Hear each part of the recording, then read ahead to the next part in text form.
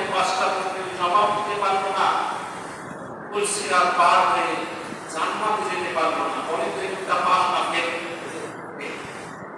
আবার একজন গরিব মানুষ, রিক্সাওয়ালা, ভ্যানওয়ালা, কুলি, ঠেলাওয়ালা, দিনমজুরি, আফ্রিকার নিগ্রো কালো মানুষ, সবচাইতে গরিব মানুষ, এই লোকটা মারা যাওয়ার পর কবরে তিনটা প্রশ্নের জবাব দিতে পারে, হাসরের ময়দানে পাঁচটা প্রশ্নের জবাব দিতে পারে, পুলসিরাত পার হয়ে জান্নাতে গেলে একটা পাস না ফেল, পাস।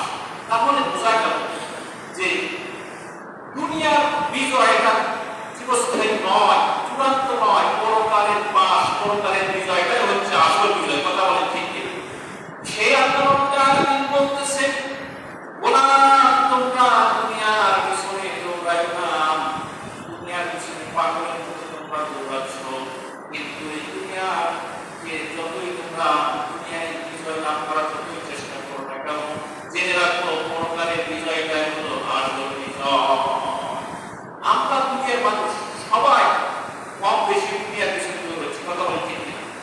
আলিম ওলামা বলেন, পীর মাশায়েখ বলেন, নেতা বলেন, কর্মী বলেন, সাধারণ লোক বলেন, সবাই আমরা কম বেশি দুনিয়ার পিছনে পাগলের মতো দৌড়াচ্ছি। ইল্লা মাশাআল্লাহ, সবাই নেই। আজকে যুবকেরা ক্রিকেটের পিছনে দৌড়ায়, যুবকেরা ফুটবলের পিছনে দৌড়ায়, যুবকেরা অশ্লীল গান ভিডিওর পিছনে দৌড়ায়, মায়েরা ইসলাম কালচার পিছনে দৌড়ায়। আর ওলামা বক্তা, পীর মাশায়েখ, সাধারণ জনগণ সবাই আমরা টাকার পিছনে দৌড়ায়। কথা বলেন ঠিক কিনা? আল্লাহ রাব্বুল আলামিন বলতেছেন, গোলাম দুনিয়ার পিছনে পাগলের মতো দৌড়ায় না, তুমি তোমার দৌড়ানোটাকে থেমে দাও, হার্ট ব্রেক করো, হাইড্রোলিক ব্রেক করো। দেখবেন গাড়ি একটা ব্রেক আছে, হাইড্রোলিক ব্রেক, ওই ব্রেক যেখানে করা হবে গাড়ি সেখানেই থেমে যাবে। আল্লাহ পাক বলতেছেন, গোলাম হাইড্রোলিক ব্রেক করো, আর সামনের দিকে দৌড়াও না, কারণ তোমরা যে দুনিয়ার পিছনে দৌড়াচ্ছ, ছুটতেছো, এটার শেষ মাথায় জান্নাত নাই, এটার শেষ মাথায় আছে জাহান্নাম। সুতরাং আর দৌড়াও না, হাইড্রোলিক ব্রেক করো, ঘুরে আসো, ইউটার্ন করো, ফিরে আসো, আর সুদের কারবার করো না, আর জেনা করো না, ব্যভিচার করো না, খাদ্যে ভেজাল দিও না, ওজনে কম দিও না, মিথ্যা কথা বলো না, দুর্নীতি করো না, চুরি করো না, ডাকাতি করো না, পিতা মাতার সঙ্গে দুর্ব্যবহার করো না, আল্লাহর বিরুদ্ধে কথা বলো না, রাসূলের বিরুদ্ধে কথা বলো না, আলিম ওলামাদের সঙ্গে বেয়াদবি করো না, মিথ্যা কথা বলো না, মিথ্যা সাক্ষী দিও না, মিথ্যা মামলা দিও না, মিথ্যা রায় দিও না, তুমি ঘুরে দাঁড়াও, তুমি ঘুরে দাঁড়াও। সুবহানাল্লাহ। এখন মনে করেন পানি যে পথ দিয়ে যাচ্ছে, আপনি যদি সেই পথের মাঝখানে বেঁধে দেন, বিকল্প আরেকটা রাস্তা যদি আপনি খুলে না দেন, তাহলে আপনি যেখানে পাবেন পানি কিন্তু এক সময় ওটার উপর দিয়ে চলাচল করবে। কথা বলেন ঠিক কিনা? আল্লাহ পাক বলতেছেন, দুনিয়ার মানুষেরা দুনিয়ার পিছনে পাগলের মতো দৌড়ায় না। তাহলে আল্লাহ পাক যে বলতেছেন দৌড়ায় না, নিষেধ করতেছেন, বাধা দিচ্ছেন, তাহলে আল্লাহ পাকের এমন একটা রাস্তা খুলে দেওয়া লাগবে, বান্দা এই দিকে দৌড়াও, দুনিয়ার পিছনে দৌড়ায় না। কথা বলেন ঠিক কিনা? সেই আল্লাহ রাব্বুল আলামিন সূরা আলে ইমরানের 133 নম্বর আয়াতে সেই রাস্তার কথা বলবেন, তোমরা প্রতিযোগিতা করে দৌড়াও। আল্লাহ পাক এখানে দৌড়ানোর কথা বলেছেন, দুনিয়ার দিকে নাকি না, দুনিয়ার দিকে নয়। ইলা মাগফিরাতিন মির রাব্বিকুম, তোমরা প্রতিযোগিতা করে তোমাদের রবের কাছ থেকে জীবনের সমস্ত গুনাহগুলো ক্ষমা করে নেওয়ার জন্য, মাফ করে নেওয়ার জন্য সেই রবের দিকে দৌড়াও। সুবহানাল্লাহ। আল্লাহ পাক বলেছেন, দুনিয়ার মানুষ দুনিয়ার পিছনে দৌড়ায়া দৌড়ায়া জীবন ভর গুনাহ করেছো, অন্যায় করেছো, অপরাধ করেছো, গুনাহ দিয়ে নিজের জীবনটা পরিপূর্ণ করে ফেলেছো, গুনাহর পিছে হাবুডুবু খাচ্ছ, পাহাড় পরিমাণ গুনাহ তোমার হয়ে গেছে। গোলাম অসুবিধা নাই, অসুবিধা নাই, গভীর রাত্রিতে সবাই হয়ে যাবে, তুমি গভীর রাত্রিতে ঘুম থেকে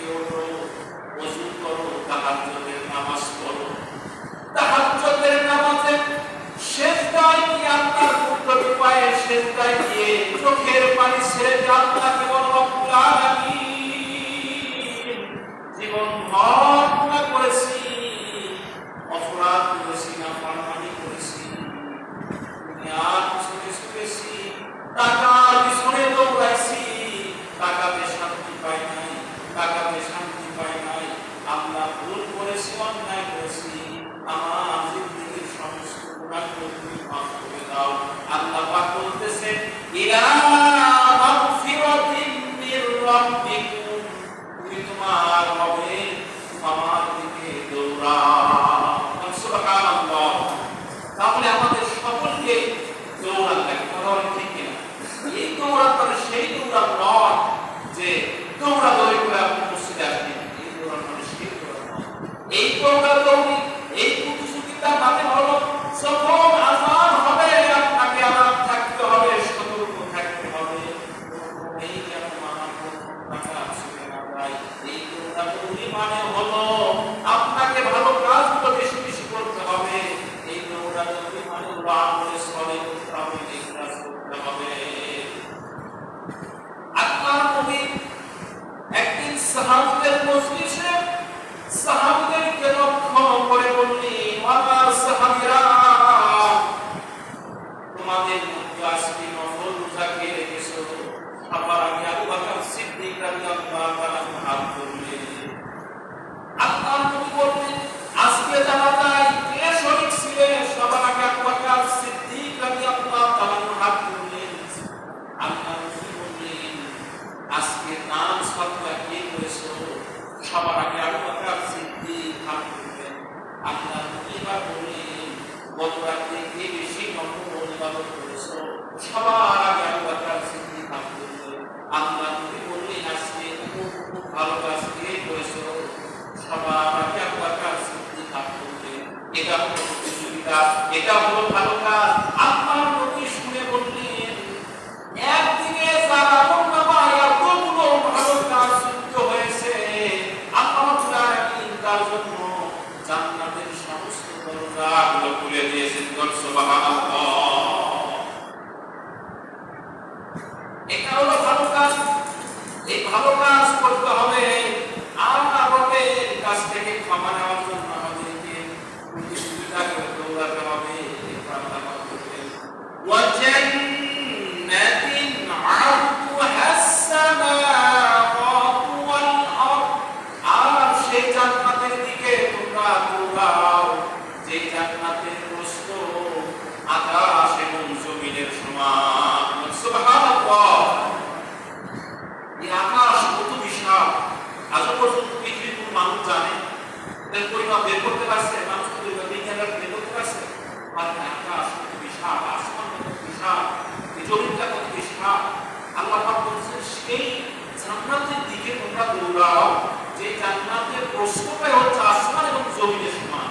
প্রস্থ যদি এত বিশাল হয়, না জানি তার দৈর্ঘ্য কতই না বিশাল। কথা বলছি, প্রস্থের সাইডে দৈর্ঘ্য কিন্তু কি বড়, যে প্রস্থ যেটা ছোট সেটাই যদি এত বিশাল হয়, তার দৈর্ঘ্য না জানি কত বড়।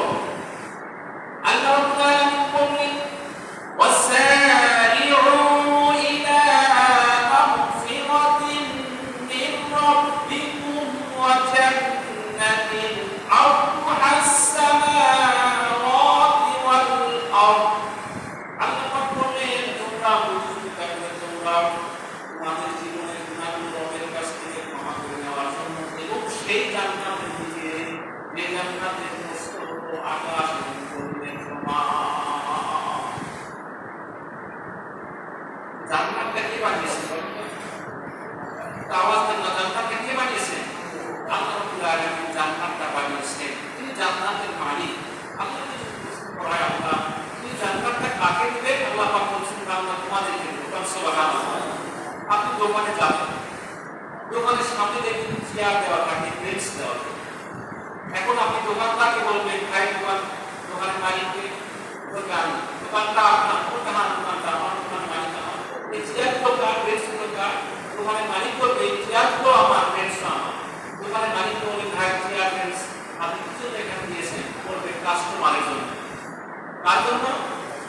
চেয়ার বেঞ্চ দোকানদার রেখেছে কাস্টমারের জন্য। ঠিক তেমনি আল্লাহ পাক বলতেছে যে জান্নাত, আল্লাহ জান্নাত বানিয়েছে, আমি জান্নাতের মালিক, আমি কিন্তু জান্নাতটা তোমার জন্য বানিয়েছি। সুবহানাল্লাহ। যে আল্লাহ পাক বলতেছেন জান্নাতের দিকে প্রতিযোগিতা করে দৌড়াও। এখন পরে আল্লাহ বলতেছে প্রতিযোগিতা করে দৌড়ানোর কথা আমাদের দৌড়াতে লাগে কথা বলে ঠিক কিনা? সেই জান্নাতে আমরা সবাই যেতে রাজি আছি না নাই? কে কে জান্নাতে যাবেন না হাত তোলেন তো। আমি বলছি কে কে জান্নাতে যাবেন না হাত তোলেন। মানে জোশ থাকা ভালো, তবে হুঁশ সহ কথা বলে ঠিক কিনা? চাকরি পড়া ভালো, ওই লম্বি সহ, ঠিক না? মুসলিম শরীফের হাদিসের ভিতরে এসেছে আপনার নবী বলেছেন যে সব শেষে যে ব্যক্তিকে জাহান্নাম থেকে উঠানো হবে, সব শেষে সবার শেষে, এরপর আর কোন ব্যক্তিকে জাহান্নাম থেকে উঠানো হবে না, জাহান্নামের দরজাটা চিরকালের জন্য বন্ধ করে দেওয়া হবে। আল্লাহ নবী বলেন সব শেষে যে ব্যক্তিকে জাহান্নাম থেকে উঠানো হবে দেখলে তাকে মানুষ মনে হবে না। হাজার হাজার বছর জাহান্নামে থাকার পর তাকে জাহান্নাম থেকে উঠানো হবে, দেখলে মানুষ মনে হবে না, মনে হবে জ্বলন্ত একটা কয়লা।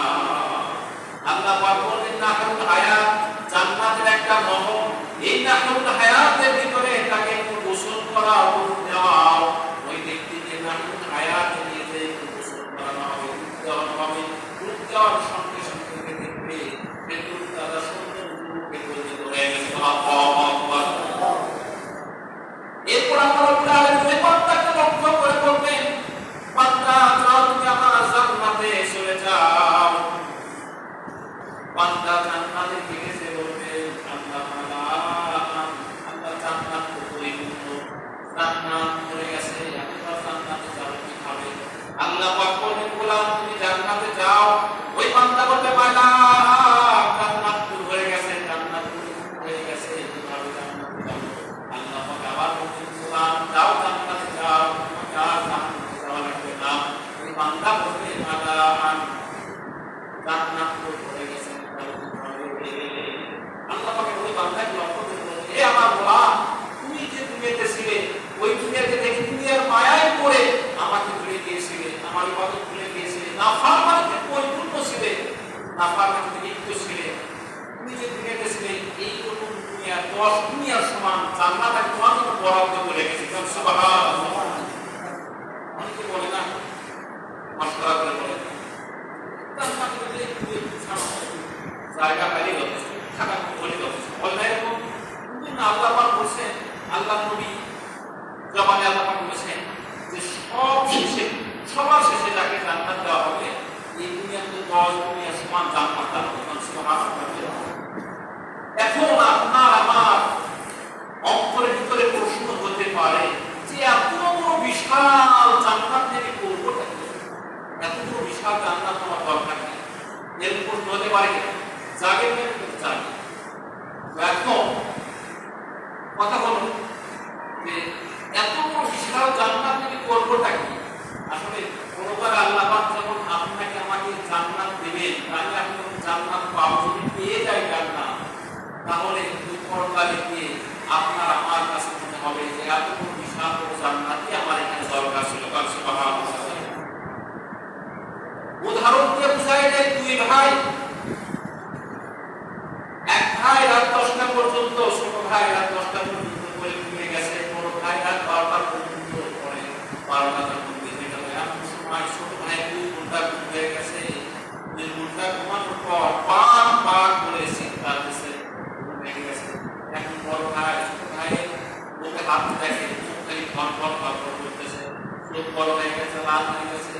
বড় ভাই বলতেছে এটা পাক করছে, কি হয়? ভাই বলতেছে বাঘ আমাকে তাড়া করছে। বাকি করছে তাড়া করছে। এখন কি বাঘ তাড়া করছে? বাঘ তাড়া করছে স্বপ্নের ভিতরে, স্বপ্নের ভিতরে। বড় ভাই বলতেছে বাঘ কোথায়? বাঘ তো নাই। ছোট ভাই বলতেছে না বাঘ আমাকে তাড়া করছে, ভয় ভয় বাঘ করছে। এখন ছোট ভাইকে স্বপ্নের ভিতরে বাঘ তাড়া করছে। এখন স্বপ্নের কথা যদি আপনি 10 পৃষ্ঠা রচনা করে এই সজাগ ব্যক্তিকে যদি আপনি বুঝায় দেন, বুঝবে না। কারণ তাকে বাঘ তাড়া করছে এটা স্বপ্নের ভিতরে, আর বড় ভাই ছিল সজাগে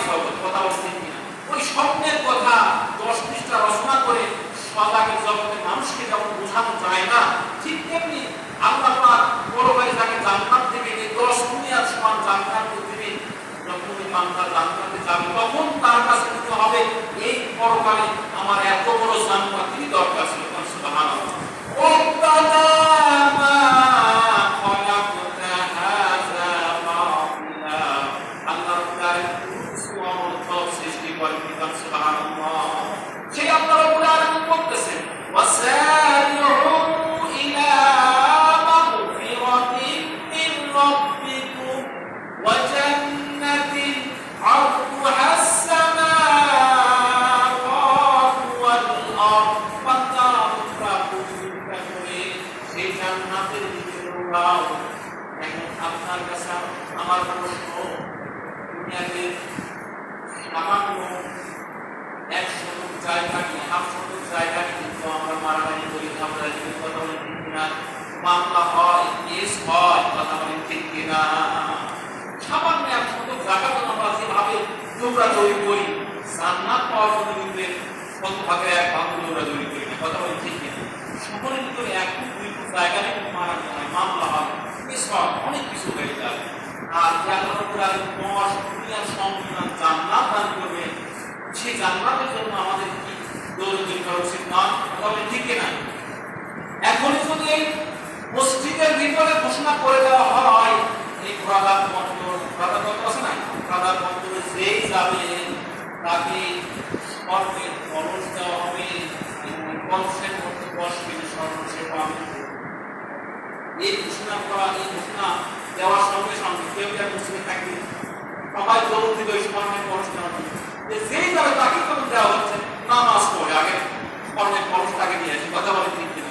আপনি যখন দৌড় দেবেন তখন কি আপনার মনের ভিতরে এই চিন্তা থাকবে আমার সঙ্গে সবাই আসুন, এই চিন্তা থাকবে? এই চিন্তা কি থাকবে না। আপনার চিন্তা থাকবে যে সবাই পিছনে থাকে, আমি আগে যাই, সবাই পিছনে থাক, আমি আগে যাই, স্বর্ণের কলসটা নেওয়া। সামান্য এই স্বর্ণের কলসের জন্য পাগল হয়ে আপনি দৌড় দিলেন, নামাজ ছেড়ে দিয়ে সামান্য 1 লাখ টাকার জন্য, 50,000 টাকার জন্য, 10,000 টাকার জন্য, 5,000 টাকার জন্য আমরা যেভাবে পাগলের মতো দৌড়াই, কিন্তু সেই 10 গুণের সমান জান্নাত পাওয়ার জন্য 1,000 ভাগের 1 ভাগও আমরা পেরেশানি করি না, দৌড়াদৌড়ি করি না, কথা বলি ঠিক কিনা। কিন্তু আল্লাহ বলছেন সেই জান্নাত নেওয়ার জন্য বুদ্ধিজীবিতা করে দৌড়াও। এরপর আল্লাহ কি বলছেন দেখেন, উইদ্দাত লিল মুত্তাকিন।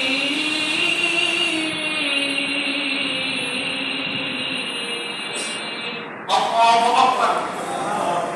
আল্লাহ পাক বলেছেন ওই জান্নাতটা আমি মুত্তাকি বান্দাদের জন্য তৈরি করে রেখেছি। তাহলে জান্নাত কি আল্লাহ বানাবেন না বানানো আছে? কথা বলেন, আল্লাহ পাক জান্নাত বানাবেন না বানানো আছে? বানানো আছে। আল্লাহ পাক জান্নাত তৈরি করে রেডি করে রেখেছে মুত্তাকি বান্দাদেরকে দিবে। এখন মুত্তাকি কারা, এটা জানার দরকার আছে কিনা? পরবর্তী আয়াতে আল্লাহ তাআলা কিছু মুত্তাকি বান্দাদের গুণাবলী বলেছেন। আল্লাহ পাক বলেছেন আল্লাযীনা ইউনফিকুনা ফিস-সাররাই ওয়াদ-দাররাই ওয়াল কাযিমিনাল গায়য ওয়াল কাযিমিনাল গায়য ওয়াল আফিনা আনিন নাস। আল্লাহু আকবার। যে মুত্তাকিদের জন্য আল্লাহ পাক জান্নাত তৈরি করে রেখেছেন, সেই মুত্তাকি বান্দাদের কিছু গুণাবলী আল্লাহ পাক আয়াতে বলেছেন। আল্লাহ পাক বলেছেন আল্লাযীনা ইউনফিকুনা ফিস-সাররাই ওয়াদ-দাররাই, যারা সুখে এবং দুঃখে আল্লাহর রাস্তায় অর্থ ব্যয় করে। সুবহানাল্লাহ বলে, যারা সুখে আল্লাহর রাস্তায় অর্থ ব্যয় করে, দুঃখে আল্লাহর রাস্তায় অর্থ ব্যয় করে, হাজার হাজার টাকার মালিক শত শত টাকা আল্লাহর রাস্তায় দান করে, লক্ষ লক্ষ টাকার মালিক হাজার হাজার টাকা আল্লাহর রাস্তায় ব্যয় করে, কোটি কোটি টাকার মালিক লাখ লাখ টাকা আল্লাহর রাস্তায় ব্যয় করে। কিন্তু ওই বান্দায় যদি আবার গরিব হয়ে যায়, কিছুই নাই, তারপরও 10 টাকা 5 টাকা করে আল্লাহর রাস্তায় ব্যয় করে। সুবহানাল্লাহ। মুত্তাকি যদি আপনি হতে চান, এই আয়াতে 1 নং খোদা আপনাকে সুখে থাকলেও আল্লাহর রাস্তায় দান করতে হবে, সুখে থাকলেও আল্লাহর রাস্তায় আপনাকে ব্যয় করতে হবে। আর এই ব্যয়টা করতে হবে অন্তর থেকে এবং আল্লাহকে রাজি খুশি করার জন্য। কথা বলেন ঠিক না? এবং জোর করে দেওয়া যাবে না। এক লোক ছোট এক ছেলে হাতে রুটি নিয়ে রুটি খাচ্ছে, দাঁড়িয়ে দাঁড়িয়ে রুটি খাচ্ছে, একটা কাক আকাশ থেকে এসে রুটিটা কখন দিয়ে আকাশে উঠে চলে গেছে। একটা গাছে ডাল হচ্ছে, ওই ছেলেটা কাক যেখানে বসছে সেখানে ডাল হচ্ছে, কাক এই গাছ থেকে উড়ে যায় আরেক গাছে হচ্ছে, ওখানে বসায় যেখানে কাক বসে সেখানে রেখে হবে। এই করতে করতে আধা মাইল ওই কাকের পিছনে চলে আসে। আধা মাইল যাওয়ার পর একটা খাল হয়ে গেছে, কাকটা ওই রুটিটা মুখে নিয়ে খালের মধ্যে দিয়ে ফেলে। তখন ওই ছেলেটা বলতেছে, স্যার আল্লাহ রাস্তা দিয়ে দিলাম, এখন আপনার বলেন থেকে আল্লাহ রাস্তা দেওয়া হলো, দেখে আল্লাহ রাস্তা দেওয়া হলো, দেওয়া হলো। এই খুব দান আল্লাহ পাঠান আল্লাহকে রাজি করার জন্য আল্লাহ রাস্তায় দেয়। যদি আপনি মুত্তাকি হতে চান,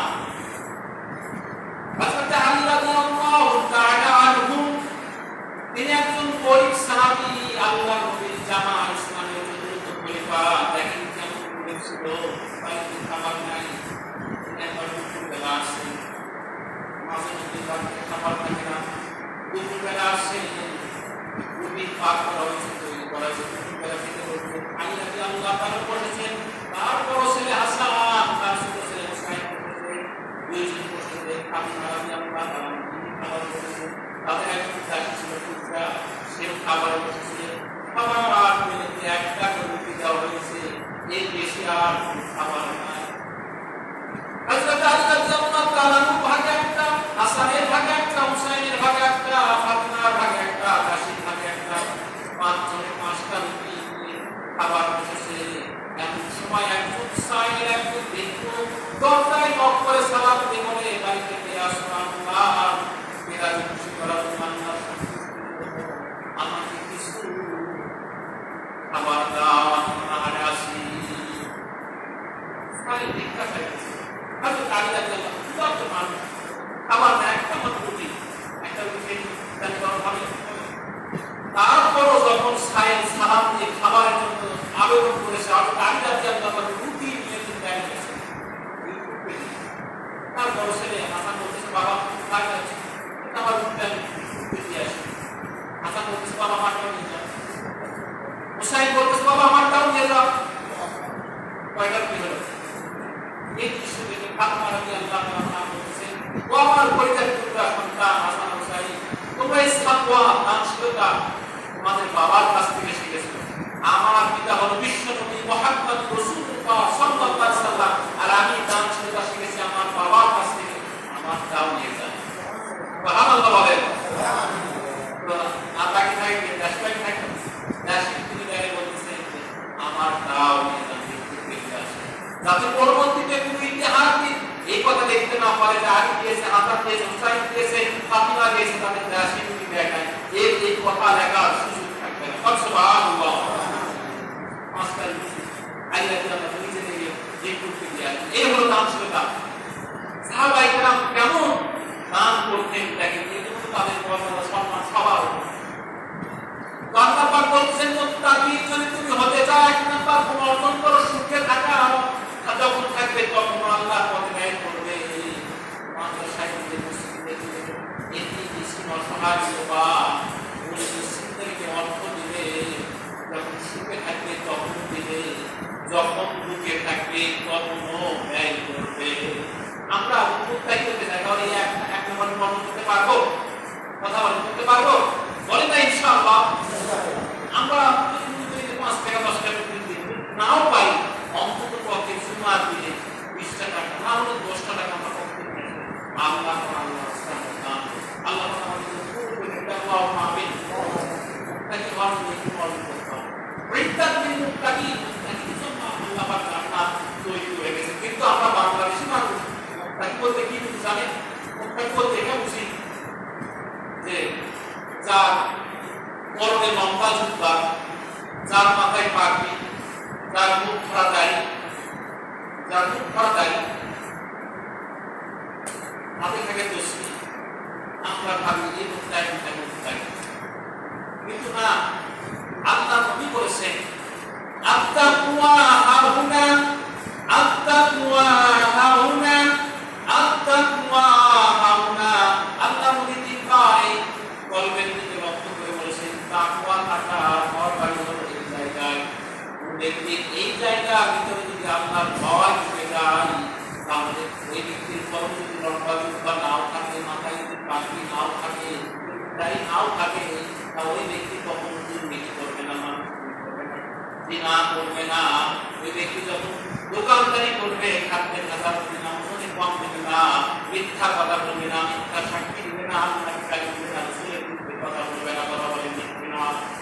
আর তাদের অন্তর ভিতরে এই জায়গায় যদি আল্লাহর ভয় না থাকে, ওই ব্যক্তির পরনে যদি লম্বা দুর্বল থাকে, মাথায় যদি পাগড়ি থাকে, দাড়ি থাকে, ওই ব্যক্তি কিন্তু গুনাহ করতে দ্বিধাবোধ করবে না, কথা বলে ঠিক কিনা?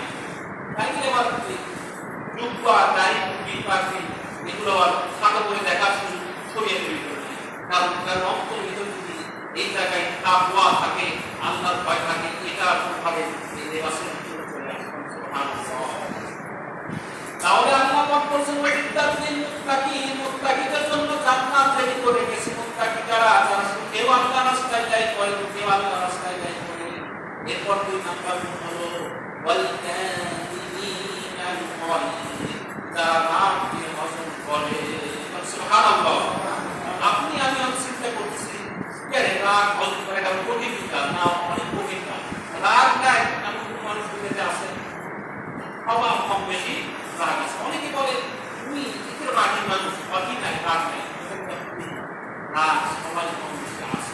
দেখবে কিছু কিছু খুব তাড়াতাড়ি রাগ পাবে, আবার খুব তাড়াতাড়ি রাগ কন্ট্রোল করতে পারবে। আর যদি একটি বছরে একবার রাগ করে, ওর মেম্বার গোটা এলাকার লোক দরবার হয়ে ওরা রাগ যায় না, কথা বলে ঠিক কিনা? আল্লাহ পাক বললেন কাযিমিনাল গায়য, রাগকে যে হজম করতে পারে, রাগকে যে কন্ট্রোল করতে পারে, এর একজন মুত্তাকি। সুবহানাল্লাহ। আমরা তো মানুষ, বুঝুন মানুষ, আমাদের কাছে মানুষ প্রশ্ন করে, বুঝুন একটা ভুল করেছে, রাগে মাথায় মাথা দিয়েছিল, রাগে মাথায় রূপে তালাক দিয়েছে, আমি বলি ভাই আমি এখনো এটা পর্যন্ত কোনোদিন শুনি না যে স্বামী স্ত্রী বাধা কাটে কাটে এখন স্বামী তার স্ত্রীকে বলছেন তালাক। কথা বলছেন আপনার মধ্যে স্বামী স্ত্রী কথা গেছে, তারা বিনোদন করতে গেছে, বিনোদন করতে গিয়ে ওই দুজনে বাদাম খাচ্ছে, বাদাম খেতে গেলে গল্প করতে করতে স্বামী তার স্ত্রীকে বলছে তালাক। কথা বলছে তালাক যে দেয় কিন্তু আগে মাথায় দেয়, কথা বলে ঠিক না? আগে মাথায় তালাক দেয়, যত তালাক শুনবে তার 80% দেখতে আগে মাথায় তালাক দিয়ে দিচ্ছে। আল্লাহ পাক বলছেন বান্দা মুত্তাকি হও, রাগকে কন্ট্রোল করো। এই সূরা আল ইমরানে এই ওয়াল কাযিমিনাল গায়য, এই রাগকে কন্ট্রোল করা। আমরা যদি রাগ কন্ট্রোল করতে পারি, বাংলাদেশের মানুষ আমরা যদি রাগ কন্ট্রোল করতে পারি, আমার একটা ধারণা যে তালাকটা প্রায় শূন্য কোথায় চলে আসবে, কথা বলে ঠিক কিনা? তো ওয়াল কাযিমিনাল গায়য, তারা রাগ কন্ট্রোল করে, তারা হলো মুত্তাকি। এক জিহাদের ময়দানে আল্লাহ কি আল্লাহ তাআলা কাফেরকে তার সাথে তুলে দিলেন, কাফের ব্যক্তির উপরে আল্লাহ কি আল্লাহ তাআলা চলে বললেন, 1 মিনিট লাগার কথা নয়, 1 মিনিট লাগার কথা নয়, আলী তাকে দুনিয়া থেকে বিদায় করে দিবে। কিন্তু মুহূর্তের মধ্যে ওই কাফের আলীর চেহারার দিকে শুধু নিক্ষেপ করলো। হযরত আলী রাদিয়াল্লাহু তাআলা কাফের ব্যক্তিকে ছেড়ে দিয়ে দাঁড়িয়ে গেলেন। আলীকে তার সঙ্গী সাথীরা প্রশ্ন করলো, কি ব্যাপার? ওই কাফের তো তোমার হাতে নাগালে ছিল, তুমি তাকে ছেড়ে দিলে কেন? হযরত আলী বললেন, আমি তো আল্লাহর জমিনে আল্লাহর দ্বীন কায়েমের জন্য জিহাদ করতেছি, আল্লাহকে রাজি খুশি করার জন্য, এবং সেটা আমার অন্তরে ভিতরে বিরাজমান ছিল। কিন্তু ওই কাফের যখন আমার চেহারায় নিক্ষেপ করলো, তখন আমার রাগ এত বেশি চেপে বসেছে, এত বেশি চেপে বসেছে। এখন যদি আমি তাকে হত্যা করি, তাহলে আমার রাগের বশত করা হবে, আল্লাহর সন্তুষ্টির জন্য করা হবে না। এই জন্য আমি তাকে ছেড়ে দিলাম। সুবহানাল্লাহ। এই জন্য আল্লাহর নবী হাদিসের ভিতর বলেন, প্রকৃত মুজাহিদ ওই ব্যক্তি রাগের সময় নিজেকে কন্ট্রোল করে, রাগের সময় নিজেকে শান্ত সুবহানাল্লাহ। এরপরে আল্লাহ পাক বলতেছেন ওয়া'আফিনা 'আনিন নাস, মুত্তাকিদের তিন নম্বর গুণ হলো মানুষের অপরাধগুলো ক্ষমা করে দেওয়া। সুবহানাল্লাহ। মানুষকে ক্ষমা করে দেওয়া এটা হলো আল্লাহর কার গুণ? বলে বলেন না, কার গুণ? মানুষকে ক্ষমা করে দেওয়া এটা আল্লাহর। আল্লাহুম্মা ইন্নাকা আফুউন তুহিব্বুল আফওয়া ফা'ফু আন্নি ইয়া গফুর ইয়া গফুর ইয়া গফুর। হে আল্লাহ, নিশ্চয় আপনি ক্ষমা করাকে ভালোবাসেন, সুতরাং আপনি আমাকে ক্ষমা করে দেন। ক্ষমা করা হলো আল্লাহ। যে ব্যক্তি মানুষকে ক্ষমা করে দেয় সে আল্লাহর গুণে গুণান্বিত হয়ে যায়। সুবহানাল্লাহ।